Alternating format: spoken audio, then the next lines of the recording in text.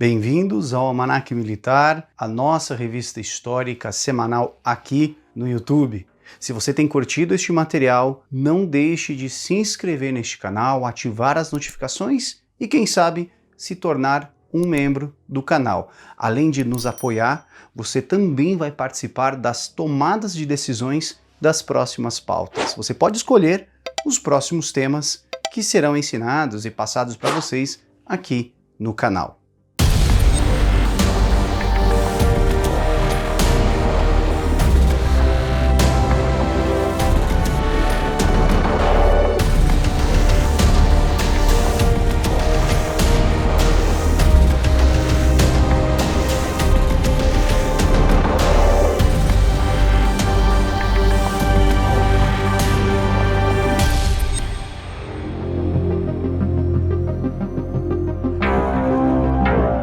Pete Maverick Mitchell está de volta. Após um hiato de quase 40 anos, a franquia Top Gun está decolando mais uma vez com Top Gun Maverick, uma aguardada sequência do filme de sucesso de 1986 que já bate recordes. Repleto de sequências empolgantes e filmagens aéreas reais, Tom Cruise leva os espectadores de volta à escola de pilotos de caça Top Gun.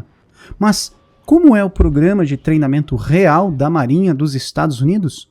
E quão preciso foi o filme que catapultou tanto a escola militar de alta potência quanto o icônico caça F-14 para a consciência pública?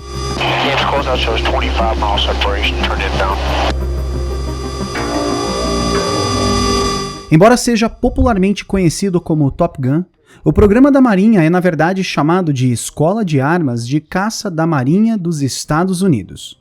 A escola foi fundada em 1969 na base aérea de Miramar. Com base nisso, a escola Top Gun foi agrupada em Strike U, a escola de treinamento de bombardeio, e na Top Dome, a escola de treinamento de ataque eletrônico. Top Gun estreou no dia 3 de março de 1969 na base aérea de Miramar, a 13 quilômetros de San Diego, Califórnia.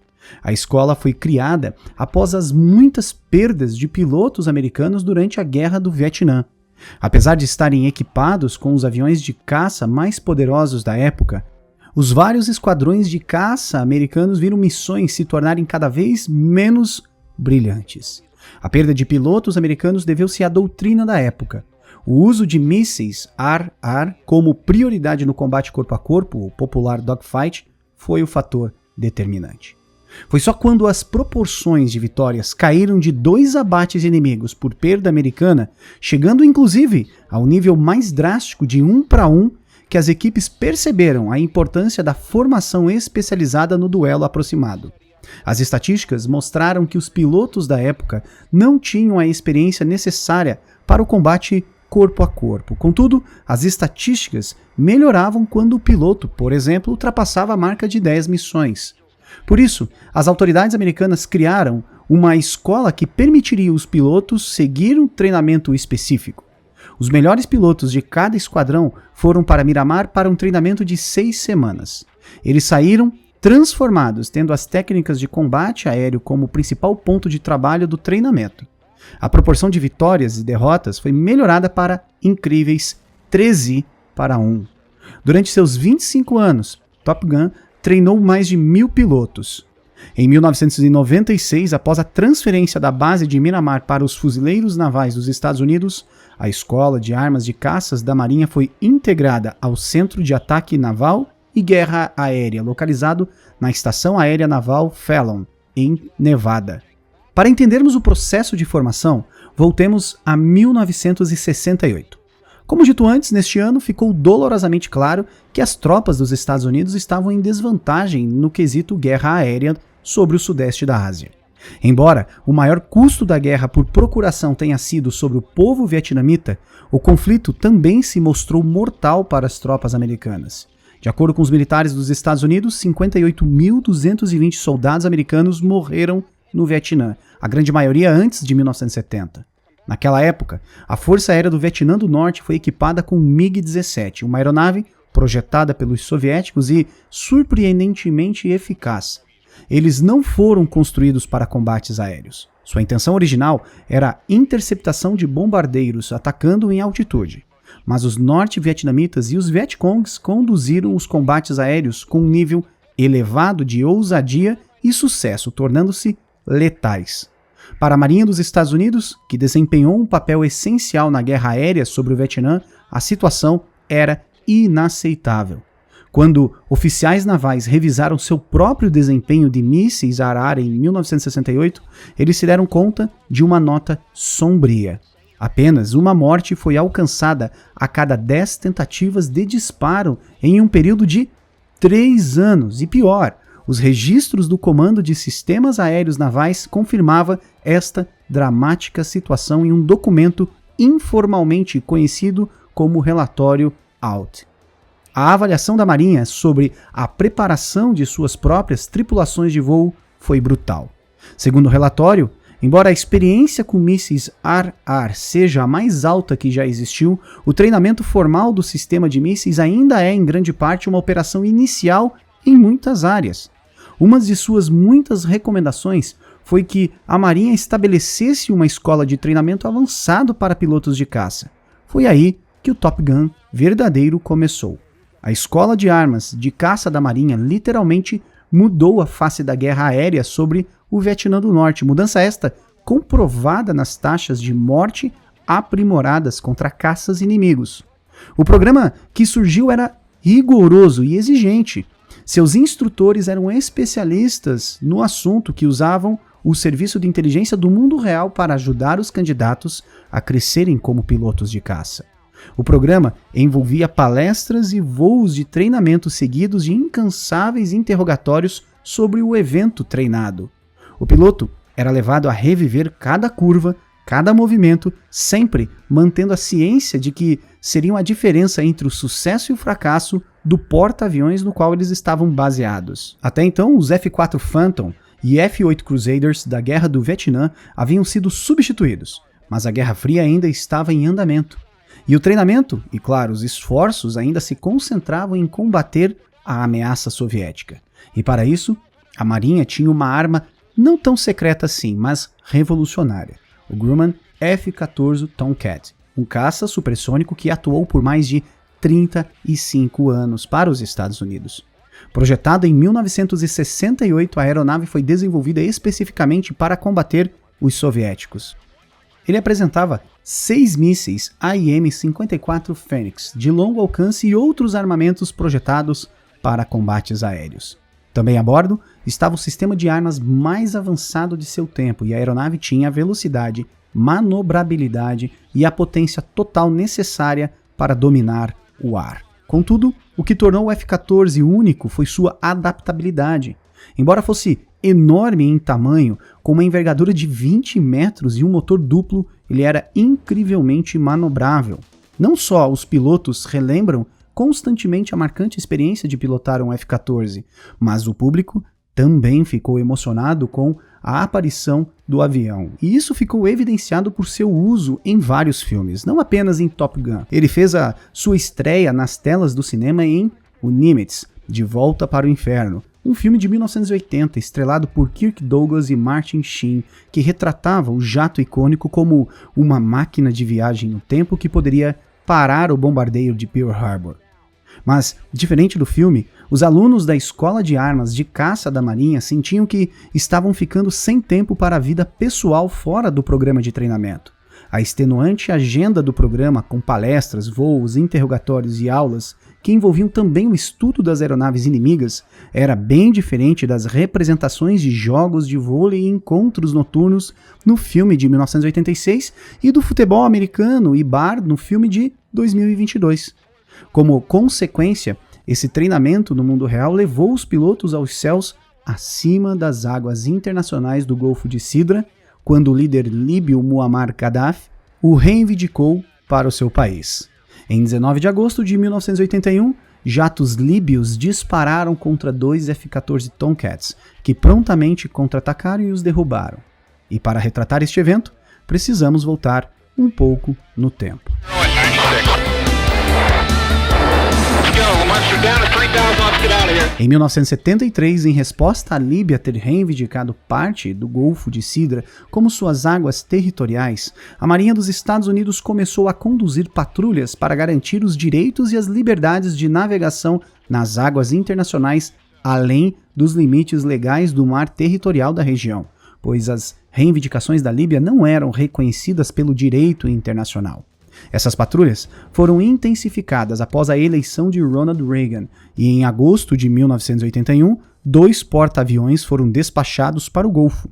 Os líbios responderam desdobrando um grande número de caças MiG-23, MiG-25, Sukhoi 22 e Mirage F-1 para as bases na costa da Líbia e, em seguida, voando missões sobre suas águas reivindicadas. Aviões da Marinha dos Estados Unidos realizaram missões de interceptação conforme a situação começou a piorar, incluindo o lançamento de um míssil ar-ar por um jato da Líbia no dia 18 de agosto.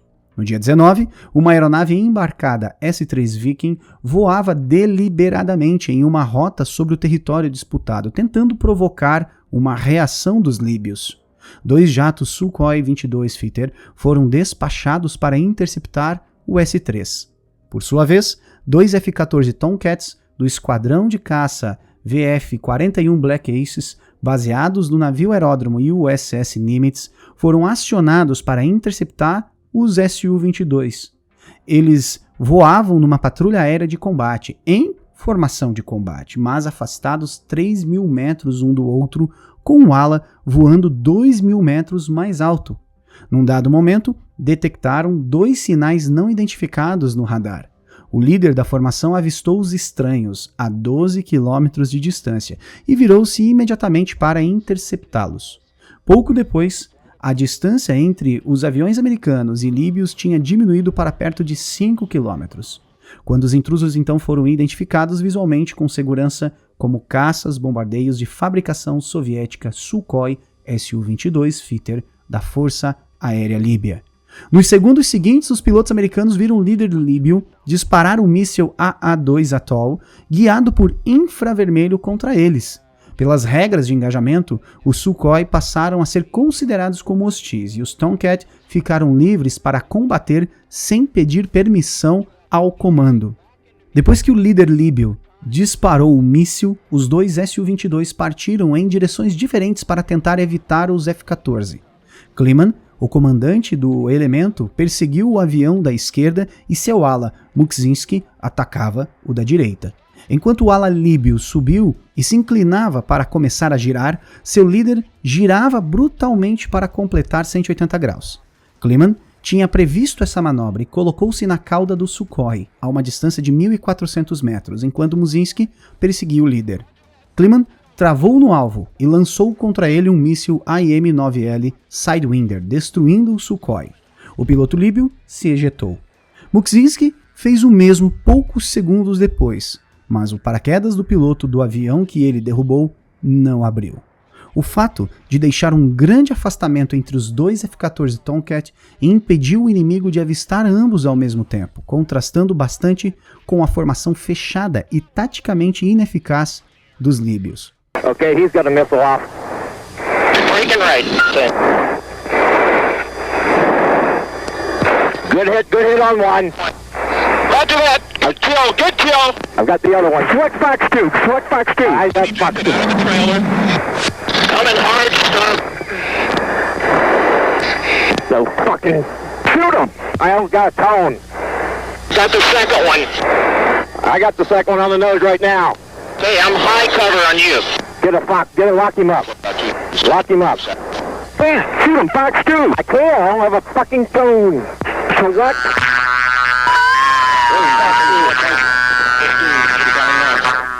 Good kill. Hey, good kill. Pilot ejected. Pilot ejected out of the second one. Okay, Meister, let's head north. Okay. Port side, high, I'm coming down hard. Roger that. Kisses are going north, let's go down low, on the deck. Unload, 500 knots, let's get out of here. Okay, 2 good shoots. You're showing 2 good shoots in the air here from Munster. Roger that, I see the... I got the splash, one splash. One splash. Taking it down to 3,000 here, Munster. The splash 160 at 96. Let's go, Munster, down to 3,000. Let's get out of here. Running north on your right side. Roger. The other chute is high up, just to the right of the first splash. We got good chutes on all of them. Roger, two flaggers, splash. Close out, we're heading north. Okay. There's Munster, he's over on the right side. Camelot's bogies on the nose, 12530.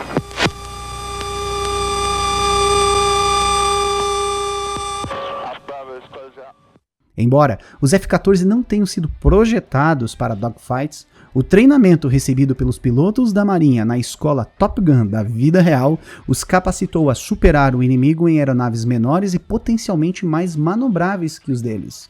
Tal era o poder de um piloto de caça treinado em Top Gun no tão temido avião. Top Gun, desta vez o filme, só aumentou o interesse e o respeito do mundo pelos caças navais americanos, mas semeou alguns equívocos, é claro, sobre o programa, principalmente relacionados ao seu rigor e profissionalismo. Obviamente, os pilotos de caça não são tão impetuosos quanto o Maverick de Tom Cruise. E, embora os pilotos de caça sejam uma coleção confiante de indivíduos, um ex-comandante do Top Gun declarou, abre aspas, "Não estamos procurando alguém que seja arrogante ou confiante. Só queremos torná-los profissionais, eficazes no final." Fecha aspas. E é por essa química que a obra cinematográfica Top Gun continua a encher os olhos dos espectadores de lágrimas. Uma mistura de história, adrenalina, aviação e licença poética que move sentimentos mesmo após quase 40 anos de seu lançamento. Taking it down to 3,000 here, Munster. The splash 160 at 96. Let's go, Munster, down to 3,000. Let's get out of here. Running north on your right side. Roger. E todo o material que você viu neste vídeo pode ser encontrados também nestes livros que nós deixamos como dica para você, seguidor do Almanac Militar. Fica aqui o nosso muito obrigado por sua audiência, um grande abraço e até a próxima.